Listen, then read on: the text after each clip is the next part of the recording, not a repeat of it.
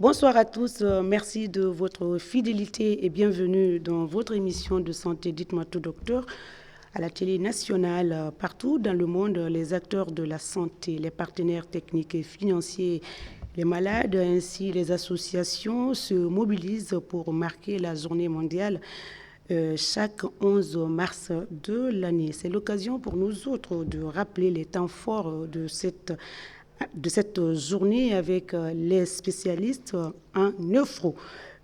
Médecin lieutenant Sidibé Marthe, néphrologue militaire, et docteur Aminata Diallo, néphrologue en formation, toutes deux à Donka. Ce sont donc nos deux spécialistes en la matière pour célébrer le 11 mars dernier et mettre à profit les atouts des femmes professionnelles en ce mois de mars. Mesdames et messieurs, zappez pas, restez avec nous. Encore une fois, bienvenue à tous.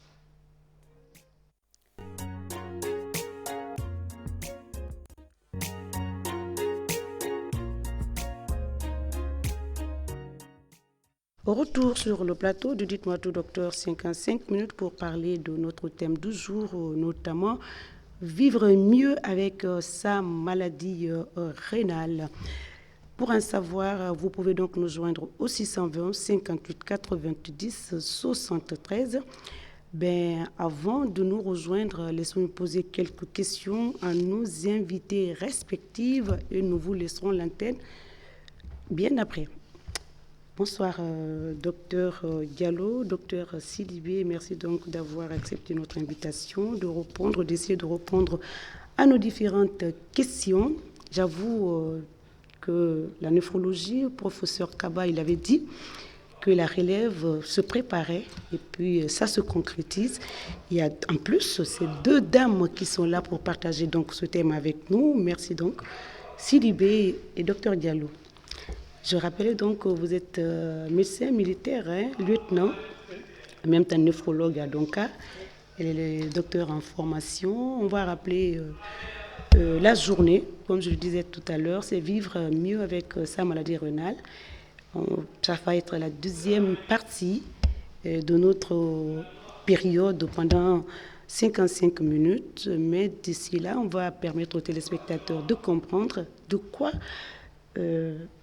nous parlons aujourd'hui par rapport au thème. D'abord, le rein. Qu'est-ce que c'est, médecin lieutenant Sidibé Marthe? Bonsoir Madame Sissoko, bonsoir fidèles téléspectateurs de la RTG. C'est un honneur pour nous de partager ce plateau avec vous pour débattre d'un sujet aussi important qui est le dépistage et la prévention de la maladie rénale. Alors, il faut rappeler aux téléspectateurs, quand même, on le sait, moi personnellement, je sais que le rein, est-ce que c'est valable pour tout le monde, est un organe central. Et puis, c'est une maladie chronique que vous appelez par ailleurs, par endroit, tueur silencieux. Bien sûr, Madame Sissoko. Alors, les reins. Les reins, c'est deux organes. Parce que, en général, les gens ont tendance à confondre les maladies rénales aux pathologies lombaires.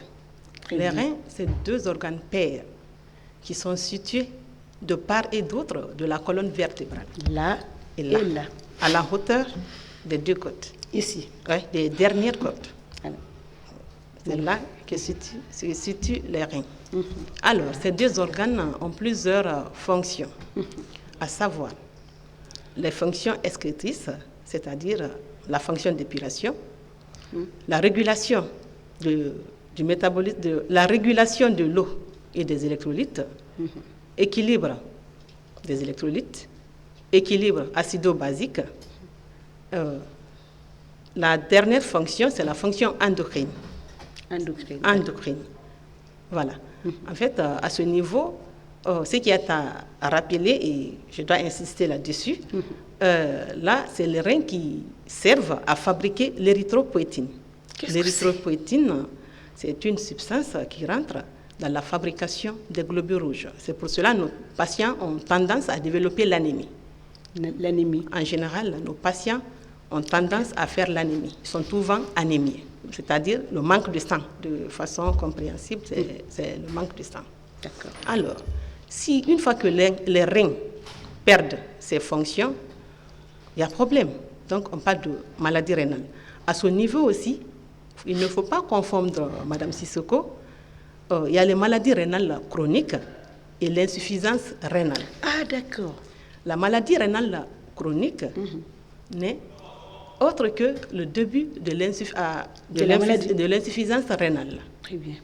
Voilà. Okay. L'insuffisance rénale, il y en a deux types. L'insuffisance rénale aiguë et l'insuffisance rénale chronique. Très bien. Bien. Ben, on va permettre aussi à docteur de nous rappeler les causes de cette pathologie. Merci beaucoup, Madame Sissoko. Bonsoir à tous les téléspectateurs. Merci pour l'invitation.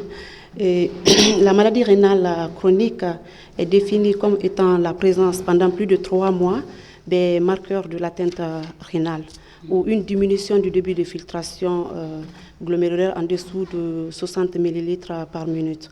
Et les 2 plus grandes causes sont représentées par le diabète et l'hypertension artérielle. Ah oui, c'est cité à tout moment. Voilà, c'est les 2 plus grandes causes de la maladie rénale chronique.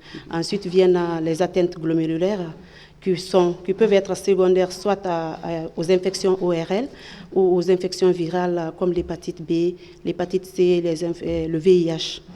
Et il y a aussi les maladies génétiques comme la polykystose rénale, qui est d'ailleurs la maladie génétique la plus pourvoyeuse de la maladie rénale chronique.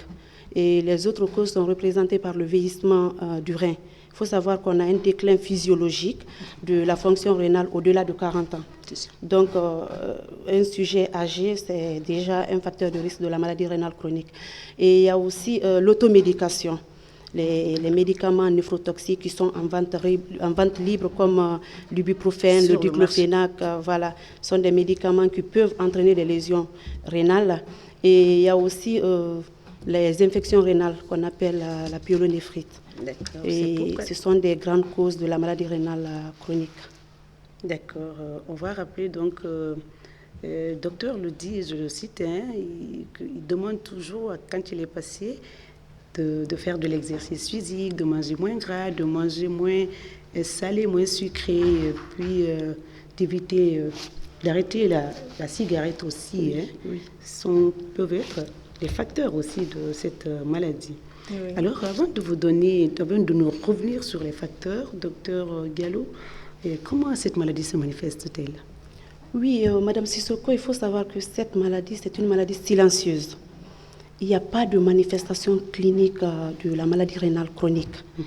Le plus souvent, les patients qui ont une maladie rénale chronique ne présentent aucun symptôme. Généralement, c'est à un stade très avancé de la maladie que le patient se rend compte qu'il est malade. Et ça trouve qu'on est déjà à un stade très tardif. Et les symptômes qu'il aura en ce moment, ce ne sont même pas des symptômes, des signes spécifiques de la maladie. Okay. Ça peut se voir dans d'autres pathologies, parce que tu peux avoir des nausées, des vomissements, la fatigue, la faiblesse musculaire. Ce sont des signes, les démangeaisons, les œdèmes aux membres inférieurs. Ce sont des signes qu'on peut voir dans d'autres pathologies. Okay. Donc, c'est pourquoi nous mettons un accent sur le dépistage précoce. Parce que ce ne sont pas des maladies qu'on peut voir cliniquement. Il faut accepter d'aller à l'hôpital pour qu'on puisse vous faire dépister. Ce dépistage, vous recommandez à quelle période ou bien à quel âge? Le dépistage... À partir de quel âge vous demandez à ce que les gens se fassent dépister? Oui, normalement, tout le monde à tout âge, quel que soit le sexe, doit faire le dépistage de la maladie rénale chronique. Parce que n'importe qui peut faire la maladie rénale chronique. Lorsque ce n'est pas en période de la journée, est-ce que ce dépistage est gratuit? Non, nous n'avons pas encore de site de dépistage gratuit dans le pays. Nous faisons des campagnes de dépistage gratuit au moment des journées mondiales. Mais en dehors de ça, nous n'avons pas de site de dépistage gratuit. Nous le faisons, mais ce ne sont pas des dépistages gratuits. C'est à la portée de tous? Oui, parce qu'on a des médecins généralistes qui sont formés, qui peut faire le dépistage et la prévention de la maladie. Non, en fait, c'est à la portée du Guinéen moyen, lorsque vous dites que c'est pas gratuit. Oui, c'est à la portée du Guinéen moyen parce que c'est juste le fait de prendre la tension artérielle, de faire une analyse des urines et faire les examens du sang C'est juste, c'est le minimum, quoi. C'est pas Tout cela se passe au centre de Donka? Oui, oui. D'accord. Mais même en dehors du Centre national d'hémodialyse, on a des médecins, il y a eu la formation des médecins généralistes sur au moins la prise de la tension artérielle et l'analyse des urines. D'accord. Docteur, rappelez-nous rapidement les facteurs de risque de cette maladie, les personnes prédisposées à la maladie, très brièvement. Alors, Madame Sissoko, selon l'OMS, la maladie rénale chronique est la maladie chronique la plus négligée du monde. C'est la pathologie la plus négligée du monde. Parlant des facteurs de risque de cette maladie, effectivement, il y a deux groupes de personnes. Il y a des personnes qui sont prédisposées déjà à faire cette maladie. Ce sont ceux qui ont déjà des maladies chroniques comme l'hypertension et le diabète. Donc, l'hypertension et le diabète sont des maladies qui peuvent entraîner l'insuffisance rénale, même à la phase chronique terminale. D'accord. À part ça, pour revenir dans notre contexte, on peut parler des toxiques, des néphrotoxiques. Parce que c'est sur ça d'ailleurs qu'on doit beaucoup s'appesantir, parce que le but de notre passage ici, c'est de sensibiliser la population. On va le faire tout à l'heure. Bien. Alors, ces néphrotoxiques, c'est le traitement traditionnel. Et vous savez que dans nos contextes, c'est beaucoup utilisé. Ce n'est pas bon du tout pour les reins. Même les médicaments modernes. C'est le lieu d'ailleurs de dire à nos populations, les inviter à consulter, à venir vers les professionnels quand ils ont des problèmes. Madame Sissoko, même les simples paracétamol qui sont analysés là, si ils sont utilisés de façon abusive, peuvent entraîner des pathologies rénales. Wow. Oui, Madame Sissoko. Le diclo que les gens prennent à longueur de journée, comme des cacahuètes, sont des médicaments qui peuvent entraîner l'insuffisance rénale. Donc, le message, c'est pour dire à la population que dès qu'on se sent malade, de se diriger vers le personnel médical. Mais même avant de se sentir malade, quand on a la possibilité, par exemple, les journées, c'est l'occasion d'ailleurs pour tout le monde, de profiter de cette journée. Si on le fait chaque fois par un, ça veut dire qu'on est quand même rassuré de sa santé et puis de prendre des mesures préventives aussi pour ne pas contracter, d'éviter tout ce que vous donnerez comme consigne, d'éviter la maladie. Alors, rapidement, les préventions, on va parler la journée parce que c'est important, c'est passé depuis le 11, on le rappelle tout à l'heure dans cette émission. Donc, les mesures préventives, c'est de pratiquer l'exercice physique de façon régulière. Au moins 30 minutes par jour, selon les recommandations de l'Organisation mondiale de la santé. Pour des terrains de pathologies chroniques, tels l'hypertension ou le diabète, contrôler sa glycémie de façon régulière, surveiller sa tension artérielle, contrôler son alimentation, c'est-à-dire manger moins gras, moins salé, moins sucré. Faire attention au sel. Pour les gros fumeurs, attention, c'est pas bon, il faut éviter. D'accord. À côté, les néphrotoxiques dont je viens de citer tout à l'heure. Là, vous insistez là-dessus. Oui, oui, parce que dans nos contextes, il faut beaucoup insister là-dessus. Dans le contexte africain, même pas guinéen, africain, tout à fait. Ce sont ces néphrotoxiques surtout qui amènent beaucoup de patients en insuffisance rénale terminale même. Voilà. Donc sur le terrain d'insuffisance rénale, il y a des facteurs aussi. En fait, ces facteurs-là, c'est l'hypertension, le diabète. Qu'est-ce que je veux ajouter encore? En gros, c'est ça. En gros, les deux sont, en tout cas, ces deux cas sont régulièrement cités pour éviter la maladie. Docteur Diallo, vous avez quelque chose à rajouter avant de parler de ce qui nous réunit ici cet après-midi? Oui, il faut ajouter qu'il faut régulièrement contrôler sa tension artérielle, contrôler régulièrement la glycémie et surtout manger beaucoup de fruits et de légumes. Il faut manger les fruits, il faut les manger à volonté, les légumes, il faut manger à volonté et faire aussi un contrôle de la fonction rénale au moins une fois par an, que tu sois population à risque, ou bien même si tu n'as pas de facteur de risque de la maladie rénale chronique, il faut au moins faire un contrôle de la fonction rénale au moins une fois par an. Ça peut être un contrôle de routine annuel. Voilà. Alors, c'est le mot d'ordre d'un spécialiste du jour. Manger moins gras, moins salé, moins sucré. Arrêtez donc les gros fumeurs, arrêtez de fumer, faire de l'exercice physique. Et le surpoids, vous n'avez pas fait cas. L'obésité, docteur. C'est important, madame Sissoko, bien sûr. Le surpoids. Le surpoids, oui. Ce sont aussi des facteurs. Oui, la taille doit correspondre au volume. Bien, ça c'est d'accord. Donc, docteur Diallo, docteur Sidibé, nous allons parler tout à l'heure, ce qui nous réunit, la journée mondiale du rein qui est passée depuis le 11 dernier. On va rappeler les temps forts de cette journée. Est-ce que l'on peut regarder en attendant un élément du journal télévisé pour illustrer cette journée. D'abord, avant l'image, la journée, chaque fois vous proposez, l'OMS et ses partenaires proposent un thème, je l'ai annoncé tout à l'heure, cette année, vous avez choisi vivre mieux avec sa maladie rénale. Docteur Sidibé, docteur Diallo, qu'est-ce que cela veut dire? Bien. Alors, le 11 mars de chaque année est célébrée la Journée internationale du rein. Ces journées sont initiées par la Société internationale de néphrologie. L'objectif de ces journées est de sensibiliser le maximum de personnes sur l'existence des maladies rénales. Et la thématique choisie cette année, vous l'avez rappelé, c'est vivre bien avec sa maladie rénale. Ce que ça veut dire, vivre bien avec sa maladie rénale, je vais laisser le soin à ma collègue de... Docteur, vivre mieux avec sa maladie rénale, c'est quoi? Parce que nous, profanes, on ne comprend pas. Quand on est malade, et puis vous nous recommandez, vous nous dites de vivre mieux avec sa maladie. Qu'est-ce que cela veut dire et pourquoi, en même temps, pourquoi ce choix?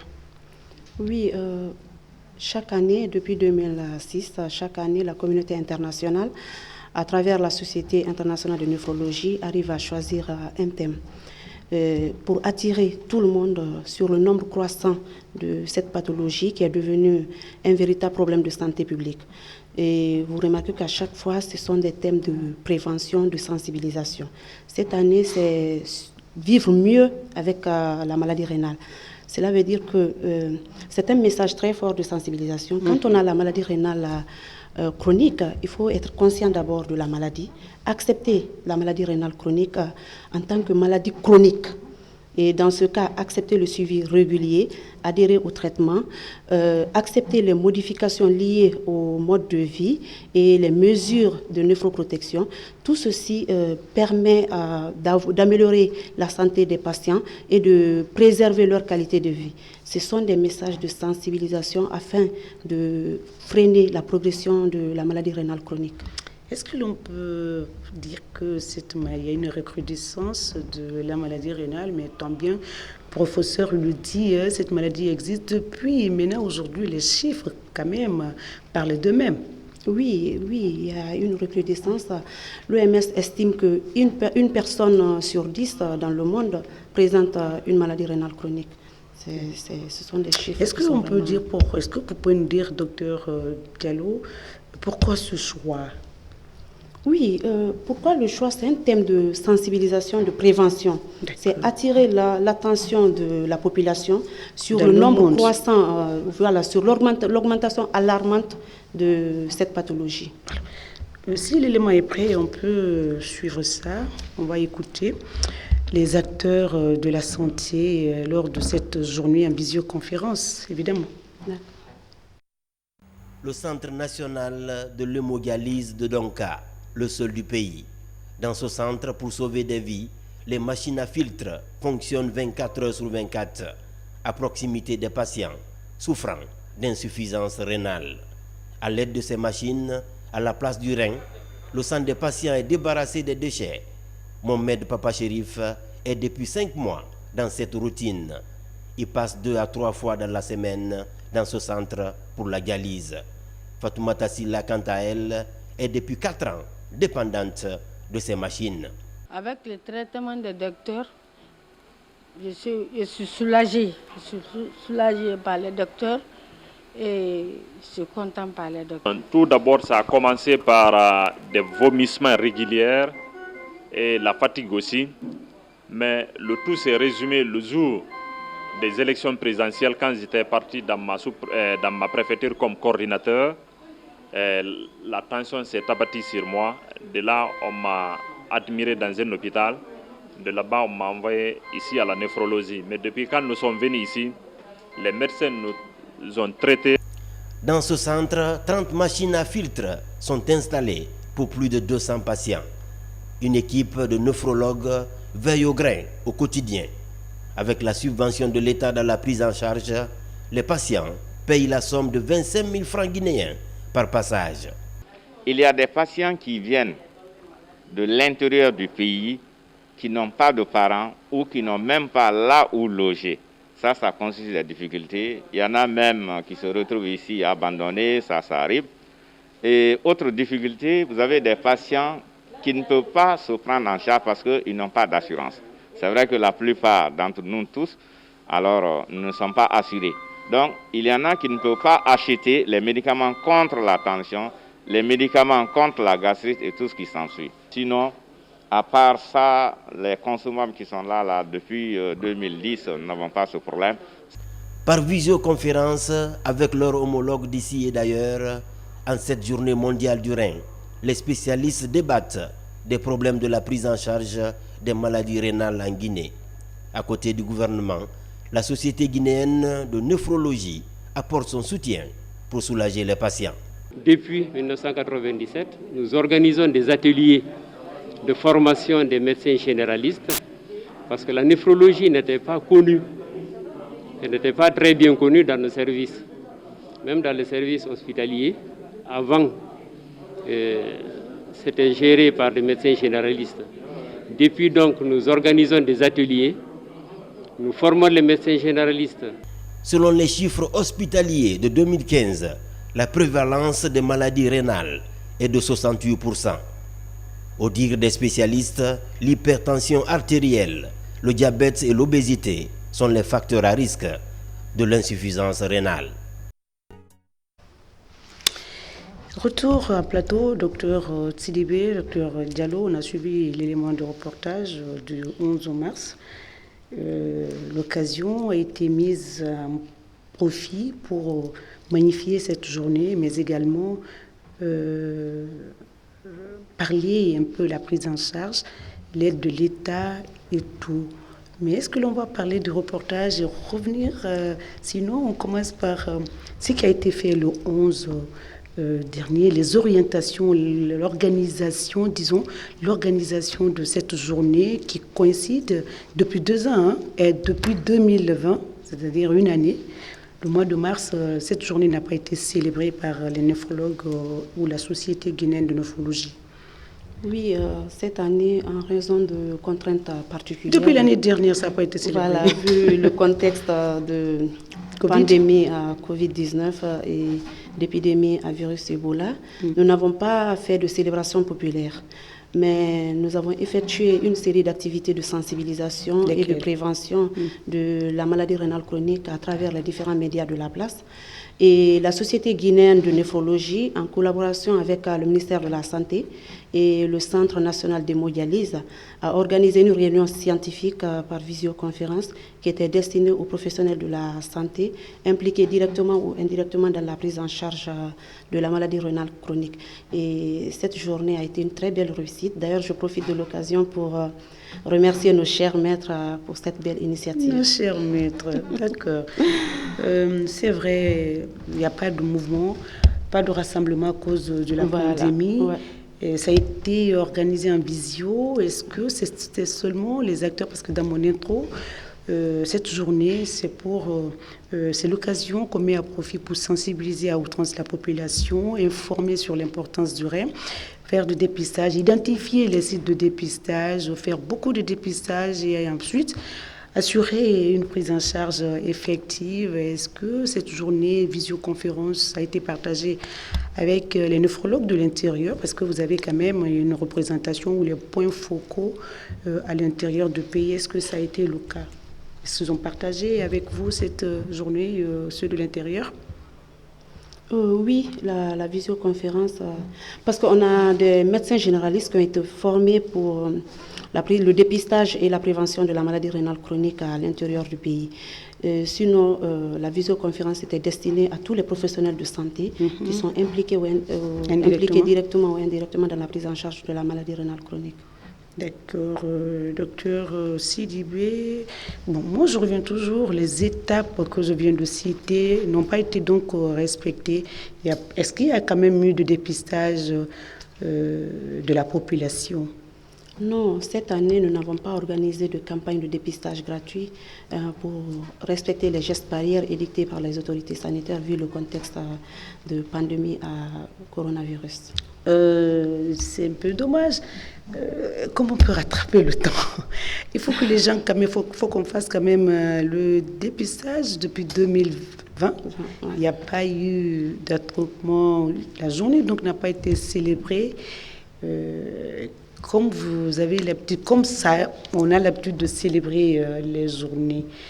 Cette visioconférence, vous pensez que c'est suffisant? Oui, parce que déjà... Est-ce que le message que vous avez voulu véhiculer ou vous avez véhiculé avec vos chers maîtres, la Société guinéenne de néphrologie, est-ce que... Oui, il faut savoir la cible, en plus de la visioconférence, nous avons fait des activités de sensibilisation à travers les médias. À travers les médias de la place. Bien, nous faisons pareil. Nous sensibilisons et nous revenons à ce qui a été fait le 11. On veut savoir, dépistage, pas eu lieu, pas de regroupement. Voilà. Covid oblige, hein? Covid oblige, il n'y a pas Ebola, Covid oblige. Alors, qu'est-ce qui a été fait à l'intérieur? Est-ce qu'on peut savoir? Parce que notre problème, c'est vrai, c'est Conakry, mais aussi nos parents de l'intérieur. Est-ce qu'ils ont profité de quelques prestations par rapport à la journée? Non. Non. Nous n'avons pas organisé de campagne de masse. Non. Alors, on va revenir avant la journée. On va revenir un peu sur le reportage. J'ai signalé tout à l'heure qu'il y a une recrudescence de la maladie. Dans le reportage, 200 cas sont administrés en dialyse dans le service. Est-ce que le chiffre, quand même, la prévalence est très élevée? Oui. Cela est dû à quoi, docteur Sidibé? Bien. La prévalence, en fait... 68%, on l'a dit, hein, dans le reportage. Ça, c'est une prévalence hospitalière. En fait, c'est la prévalence hospitalière. Je l'ai dit dans cette émission, les maladies rénales chroniques sont des pathologies négligées, vous l'avez dit. Négligées. Okay. Si on prend à l'échelle mondiale, sa prévalence est de 10%. Un collègue l'a dit. Quand tu prends 100 personnes, au moins il y a 10 qui sont malades de la maladie. Bien, d'insuffisance rénale. Quand on prend la sous-région, il y a une prévalence de 13 à 15%. Et d'abord, à l'échelle mondiale toujours, il y a une incidence de 8%. Ce qui veut dire qu'il y a chaque fois 8 nouveaux cas d'insuffisance rénale. Donc, vu ces chiffres, c'est dire que les maladies rénales chroniques sont un véritable problème de santé publique. En Guinée, c'est vrai qu'on n'a pas de chiffres à l'échelle nationale. On a juste nos chiffres. Mais le problème là se pose tout le temps. Comment remédier à cela, docteur? On n'a pas de chiffre national. C'est quoi le problème? Bien, Madame Sissoko. En fait, c'est en perspective, Madame Sissoko. En perspective, d'accord. Il faut des dépistages de masse pour qu'on puisse estimer les chiffres sur l'échelle nationale en Guinée. Et ça sera fait. C'est en perspective. Docteur, vous avez quelque chose? Vous avez remarqué avec les chiffres qu'elle vient de dire que la maladie rénale est en augmentation de façon alarmante. Parce que 10% dans le monde, et ici, la maladie, elle est sous-diagnostiquée. Parce qu'on n'a pas une prévalence nationale. La prévalence qu'on a, c'est une prévalence hospitalière qui est estimée à 68% des cas. Donc, imaginez la prévalence nationale. C'est une maladie qui est vraiment sous-diagnostiquée dans notre pays. Sous-diagnostiqué dans le pays, Oui. donc il y a augmentation de la maladie. Est-ce que l'on peut dire que les néphrologues aussi, le nombre de néphrologues aussi augmente dans ce sens pour assurer la prise en charge à Conakry et vos points focaux à l'intérieur? Oh, bien sûr, il y a eu des progrès en fait, Madame Sissoko. Parce que sur le plan national, de 3 néphrologues, nous sommes passés maintenant à une dizaine. Oui, mais ça se voit. Voilà. Aujourd'hui, vous remplacez professeur et docteur Baldé, hein? Docteur Oui, Baldé. docteur Baldé, oui. Donc, il y a progrès dans ce sens. progrès. On voit. Il y a Ben, progrès. ça, c'est dans le sens des médecins, c'est-à-dire les néphrologues en augmentation. 3 néphrologues. Aujourd'hui, vous êtes au nombre de 10, Plus de 10. plus d'une dizaine. Alors, vous marchez sur ma langue, docteur Sidibé. On va parler des progrès depuis 2010.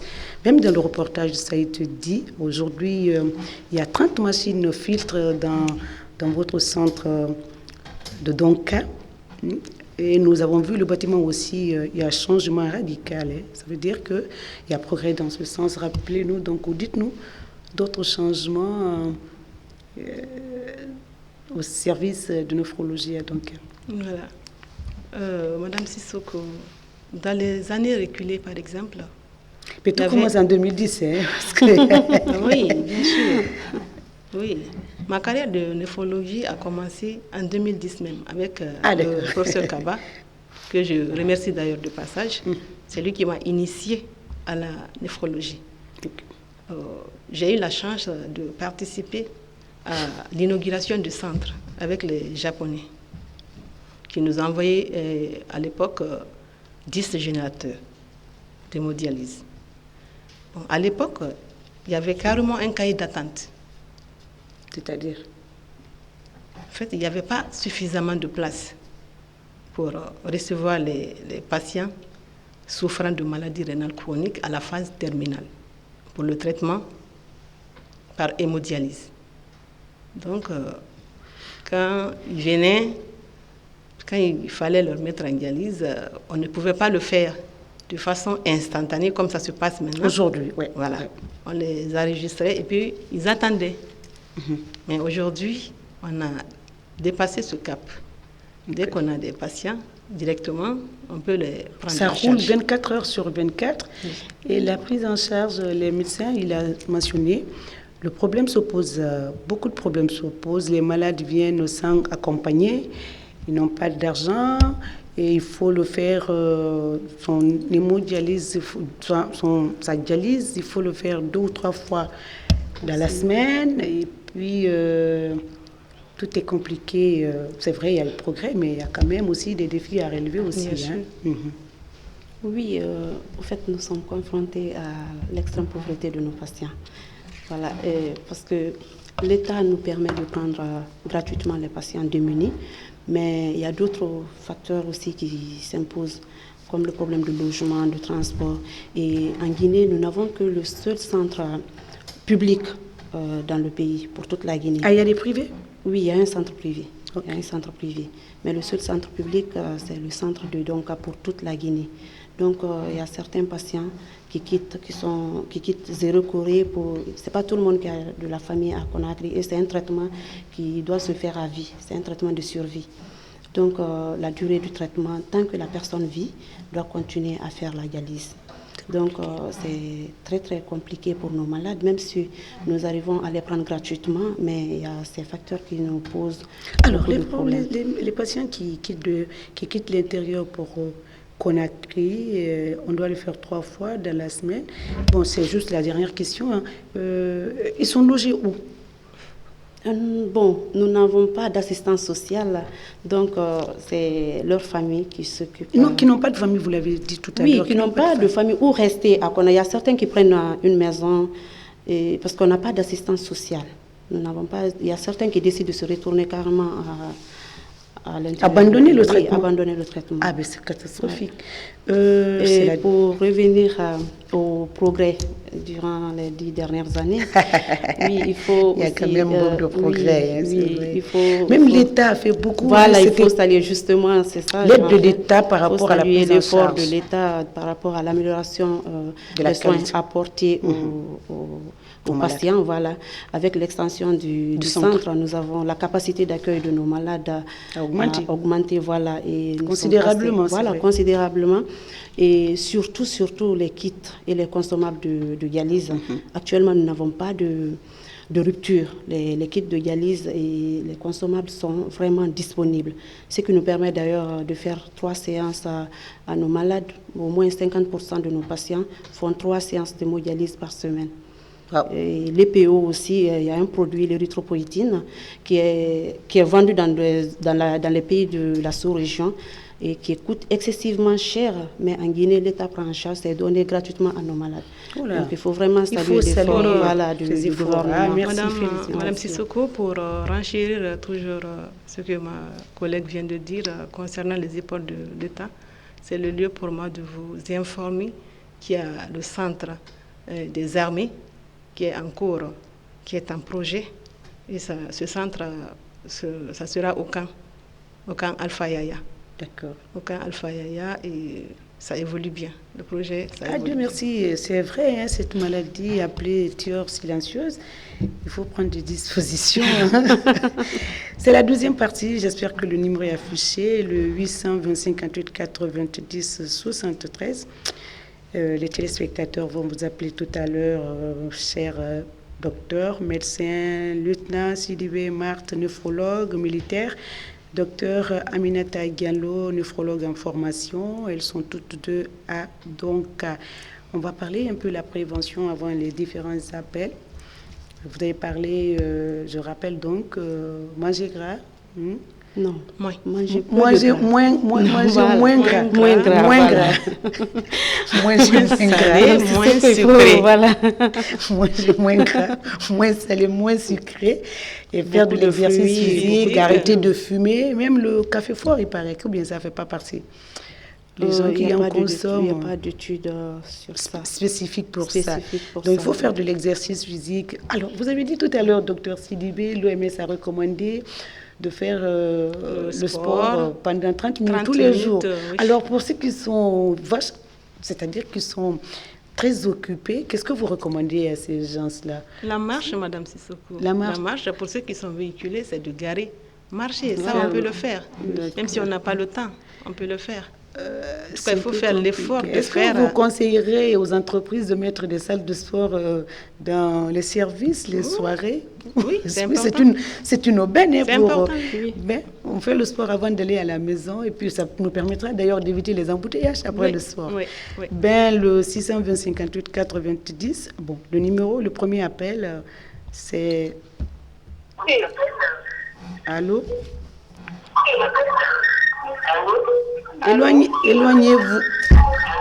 Éloignez-vous de votre poste téléviseur. D'accord, je me suis éloignée. Voilà, éloignez-vous. Quand vous posez des questions, éloignez-vous de votre poste téléviseur. Mais aujourd'hui, on va profiter, on va prendre des appels même sans des messages. Deux fois, on oublie et nous envoie beaucoup de messages pour féliciter et encourager les différents médecins. Mais on va prendre d'abord cet appel. Allô? Allô, oui, bonjour. Oui, bonjour. Oui, bonjour madame, vous allez bien? Très bien, votre nom, d'où vous nous appelez? Je m'appelle Abdoulaye, je vous appelle de Matloto Khabitaya. Nous vous écoutons, monsieur. Voilà, la question que je voudrais poser à vos invités, au docteur, c'est pour savoir qu'est-ce qui peut provoquer la maladie, qu'est-ce qui amène la maladie d'insuffisance rénale? Bon, ça a été dit, mais... ça a été dit, mais bon, cela n'empêche, elles reviennent... Alors, monsieur So, vous voulez savoir ce qui entraîne la maladie rénale. Nous allons revenir là-dessus. Si vous êtes un fumeur, monsieur So, à partir de cet instant, arrêtez de fumer. Faites beaucoup d'exercices physiques, au moins 30 minutes par jour. Mangez sain. Ne mangez pas beaucoup de sel. Ne mangez pas beaucoup d'huile. Ne consommez pas assez de sucre. Les médicaments surtout, Monsieur So, à notre niveau, les médicaments, évitez de prendre les médicaments qui ne sont pas conseillés par les spécialistes. Quand vous tombez malade ou un membre de la famille tombe malade, venez vers nous. Nous, on saura comment vous prendre en charge. Voilà, c'est ma collègue. Conseillez aussi à Monsieur So s'il est gros. Oui, Monsieur le surpoids. J'ai dit le surpoids, Monsieur So. Si vous êtes gros là, cherchez à dépérir. Alors, Sylvain So, c'est votre frère, non? Allô? Allô? Allô? Éloignez-vous de votre poste téléviseur. Éloignez-vous de votre poste téléviseur. Allô, oui, bonsoir. Éloignez-vous de votre poste téléviseur. Il y a de l'écho par ici. Bonsoir. Oui, bonsoir. Oui, bonsoir monsieur. Votre nom, d'où vous nous appelez? Je vous appelle d'Abidjan, c'est Dr Sekou. Je suis médecin gynéco. Monsieur Sekou, nous vous écoutons. Je vous appelle d'Abidjan, c'est Dr Sekou, je suis médecin gynéco en formation. Nous vous écoutons. Votre question, si vous en avez. Merci, c'est pour seulement j'ai vu mes deux camarades sur votre plateau, Dr Mars, qui est une camarade de promotion, et le Dr Aminata, pour les féliciter pour le brillant exposé qu'ils sont en train de faire pour nous. Je les félicite et voilà, je les encourage dans la prise en charge de tout malades. Merci beaucoup. Merci Sekou, merci beaucoup. Et bon courage. On va prendre les messages aussi. On oublie souvent de prendre les messages. Alors, merci pour les conseils. Il n'a pas mentionné son nom. On va prendre d'abord des appels. Salut la RTG, c'est Sako Ousmane. J'ai une question pour vous. J'aimerais savoir quelqu'un qui urine beaucoup. Est-ce que cela veut dire, est-ce que ça peut causer une maladie rénale? Quelqu'un qui urine beaucoup. Ça veut dire qu'il est... Bon, pour répondre à cette question, on revient insister encore. Les maladies rénales, ce qui fait leur gravité, ils n'ont pas de signes. Mais il y a des signes avant-coureurs. Si vous commencez déjà à uriner beaucoup, venez faire le dépistage. Voilà, sinon, les maladies rénales, à elles seules, n'ont pas de signes. D'accord. Oui, ce qu'on peut ajouter, c'est que il faut d'abord savoir la quantité d'eau que la personne arrive à boire, quoi. Parce que la production d'urine dépend aussi de la quantité d'eau ingérée et de la température. Vous remarquez très bien qu'en été, quand il fait très chaud, il y a la production de sueur et la quantité d'urine baisse. Et pendant l'hiver, vu qu'on transpire peu, et on urine beaucoup. Donc, c'est de voir la quantité d'eau que la personne ingère aussi. Parce que c'est quand tu bois peu et que tu constates que tu urines beaucoup, c'est là maintenant, voilà, il y a un problème. Si tu bois beaucoup et que tu urines beaucoup, c'est un phénomène qui est physiologique. On appelle ça la potomanie. D'accord. Il y a quelqu'un qui a posé une question que je voulais lire, mais il y a un appel qui est rentré entre-temps.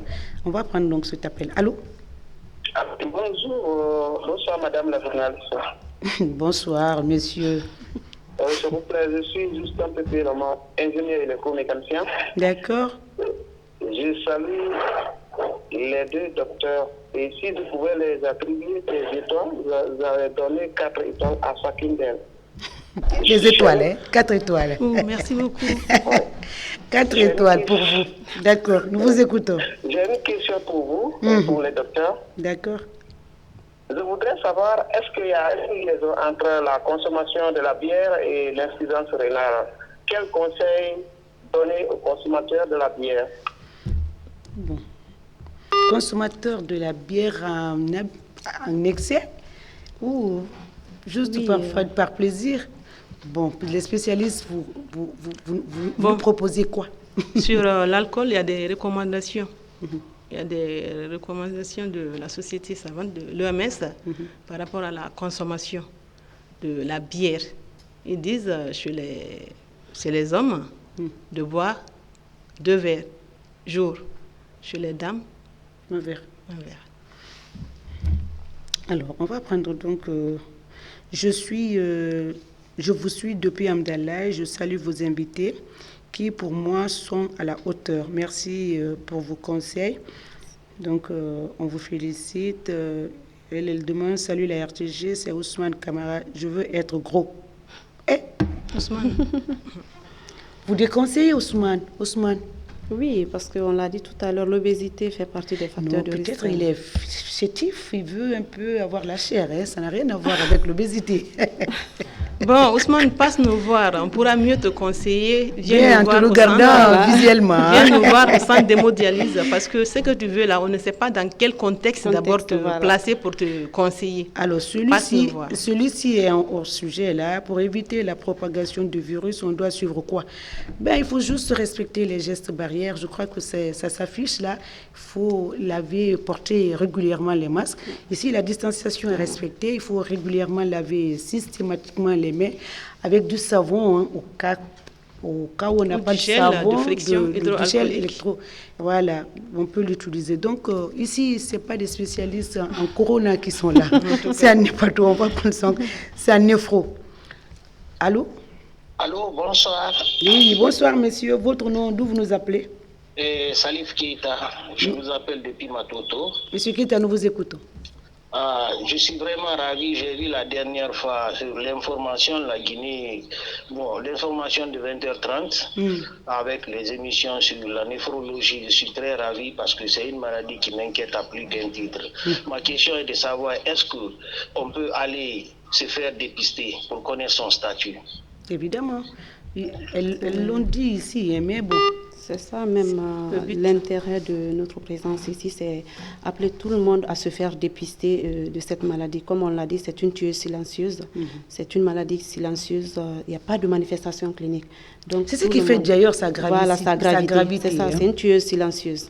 Ouais, donc nous interpellons tout le monde à se faire dépister. Mais comme on dit, c'est pas gratuit, c'est ça le problème. Alors oui, c'est pas coûteux aussi. C'est pas gratuit, c'est pas coûteux. C'est pas agressif non plus. Ok, allô. Éloignez-vous de votre poste téléviseur. Bon, en fait, on va prendre des appels parce que on conseille aux gens, à chaque fois qu'ils veulent poser des questions, de s'éloigner un peu de leur poste téléviseur. Quand ils parlent, ils s'écoutent, ils te regardent à la télé. Le problème, c'est qu'ici, nous, il y a de l'écho. Quand ils posent, on ne comprend rien. Donc, c'est pour comprendre, pour que vous puissiez répondre aux différentes questions. Bonsoir, Cissé Lansana depuis Sonfonia-Gare. Et ma question est suivante. Quels sont les symptômes de l'insuffisance rénale? Ils ont pris le train en marche, on l'a dit, mais on revient toujours. Répondez à la question, docteur. Oui, la maladie rénale est une maladie silencieuse. Il n'y a pas de symptômes, il n'y a pas de manifestation clinique typique de la maladie rénale chronique. C'est d'ailleurs, c'est pourquoi nous mettons toujours un accent sur le dépistage. Et ce n'est qu'au stade avancé de la maladie rénale chronique que le patient se rend compte qu'il est malade. Et les signes qu'ils présenteront à ce moment, ce ne sont pas des signes aussi spécifiques de la maladie rénale. C'est des signes qu'on peut voir dans d'autres pathologies. Vous l'avez dit tout à l'heure. Voilà, les nausées, les vomissements, les démangeaisons, la fatigue, la faiblesse musculaire et tout. Ce sont des signes qui ne sont pas spécifiques de la maladie rénale chronique. D'accord. Salut la RTG, c'est Monsieur Nouan, c'est là, de Anta. Moi, j'ai une question pour les médecins. C'est parti. Il a dit, Monsieur Nouan, on va prendre donc l'appel, et puis on va relire la question. Allô? Allô, oui. Bonsoir, monsieur. Bonsoir, c'est la RTG? Évidemment, c'est la RTG. Pardon?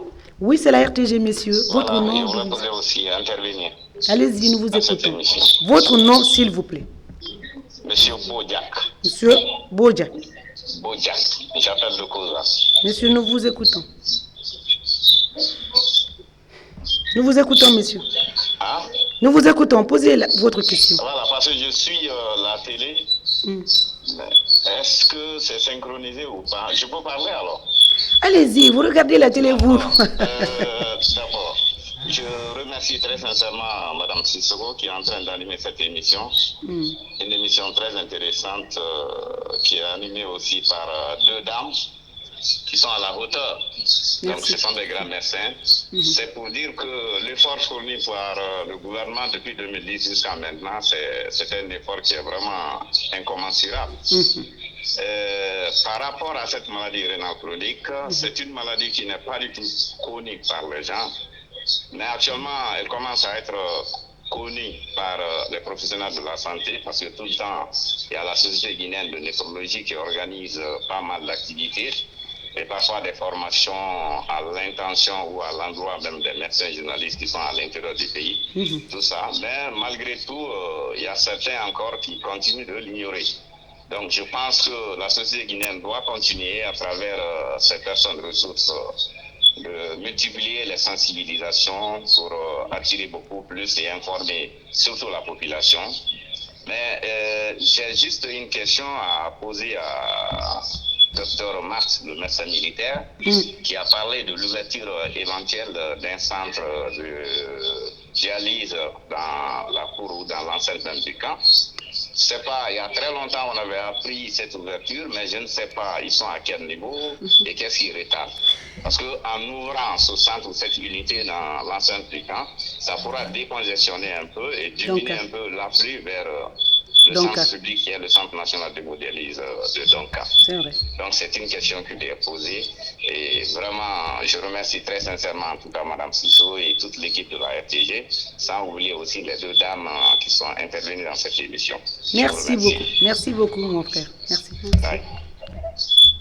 Alors, merci beaucoup monsieur pour l'intérêt porté à la question. Parlant du projet de mise en place du service de néphrologie au sein des armées. Bon, c'est d'ailleurs le lieu pour moi de remercier cette brave dame, Madame Iratou Diané, qui pilote le projet. Ça évolue bien, ça évolue très bien. En fait, actuellement, le dossier est en cours de validation. Voilà. Pas très longtemps, j'étais avec mon directeur sur ça, le colonel Ibrahima Khalil, qui suit ce projet de près. Voilà, c'est aussi. C'est rassurant si, docteur lieutenant Sidibé, c'est vous qui le dites, c'est rassurant. Donc, c'est rassurant, c'est un militaire qui a parlé. Non, ça va, Madame Sissoko. En plus, c'est un militaire qui a parlé. Alors, je disais donc, salut la RTG, c'est M. Nouan, c'est là de Anta. Moi, j'ai une question pour docteur, pour vous. Hein. C'est pas précisé ici. J'aurais appris qu'on ne doit pas boire beaucoup d'eau avant de se coucher, mais est-ce normal, oui ou non? Dans la prévention de la maladie rénale chronique, c'est même conseillé de boire beaucoup d'eau, parce que boire beaucoup d'eau permet de faciliter le travail, le bon fonctionnement des reins. C'est conseillé même de boire beaucoup d'eau, adapté à ses besoin. Avant de se coucher, il l'a dit, hein, avant de se coucher. Je reviens sur la question, je reviens là-dessus. En fait, il faut juste boire à sa soif. Voilà. Parce qu'en buvant beaucoup d'eau, tu peux empêcher les reins de faire ce qu'ils doivent faire comme travail. Leur fonction. Vous constaterez, Madame Sissoko, que quand vous buvez beaucoup d'eau, vous urinez beaucoup. En fait, les reins n'ont pas le temps de travailler. Il faut leur donner ce temps. Okay.